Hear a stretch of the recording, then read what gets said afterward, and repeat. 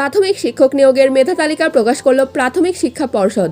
Supreme কোর্টে সবুজ সংকেতের পরই প্রাথমিক শিক্ষক নিয়োগের মেধা তালিকা প্রকাশ করল প্রাথমিক শিক্ষা পর্ষদ।